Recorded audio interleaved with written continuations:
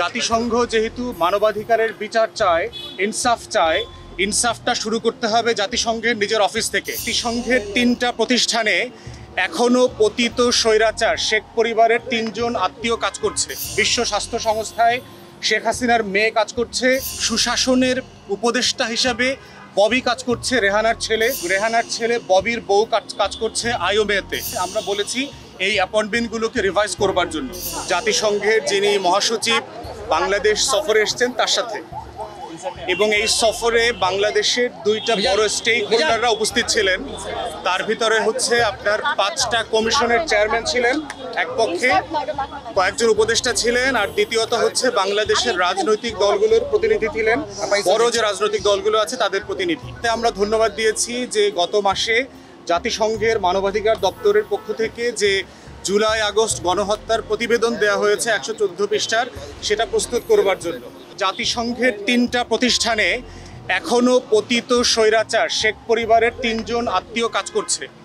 আমি জাতিসংঘের মহাসচিবকে বলেছি জাতিসংঘ যেহেতু মানবাধিকারের বিচার চায়, ইনসাফ চায়, ইনসাফটা শুরু করতে হবে জাতিসংঘের নিজের অফিস থেকে। এবং এই 3 জনের ব্যাপারে বলেছি যে বিশ্ব স্বাস্থ্য সংস্থায় শেখ হাসিনার মেয়ে কাজ করছে, ইউএনডিপিতে মানে সুশাসনের উপদেষ্টা হিসাবে ববি কাজ করছে রেহানার ছেলে, এবং রেহানার ছেলে ববির বউ কাজ করছে আইওমেতে, মাইগ্রেশন অর্গানাইজেশন যেটা আছে সেটা ব্যাংকক বেস, সেখানে কাজ করছে। এবং যারা গত 15-16 বছর ধরে যেই পরিবারটা বাংলাদেশকে শোষণ করেছে, নির্যাতন করেছে, তাদের সদস্যরা যেই নেপোটিজম স্বজনপ্রীতির মাধ্যমে বাংলাদেশের অংশ হয়ে এই সব জায়গাতে কাজ পেয়েছে, আমরা বলেছি এই অ্যাপয়েন্টমেন্টগুলোকে রিভাইজ করবার জন্য।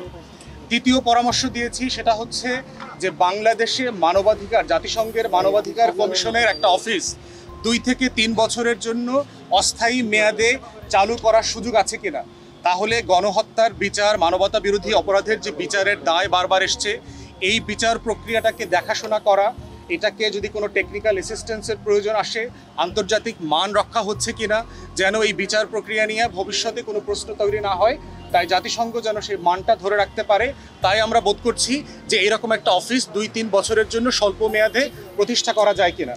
তৃতীয়ত বলেছি যে রোহিঙ্গাদের ব্যাপারে নিরাপদে প্রত্যাবর্তন করবার জন্য জাতিসংঘ যে প্রয়াস চালিয়ে যাচ্ছে, অন্তর্বর্তীকালীন সরকারের সাথে একমত হয়ে এটা যেন আরো বেগবান করা হয়। এটা হচ্ছে মোটা দাগে আমাদের ব্রিফিং ছিল। সবাইকে ধন্যবাদ।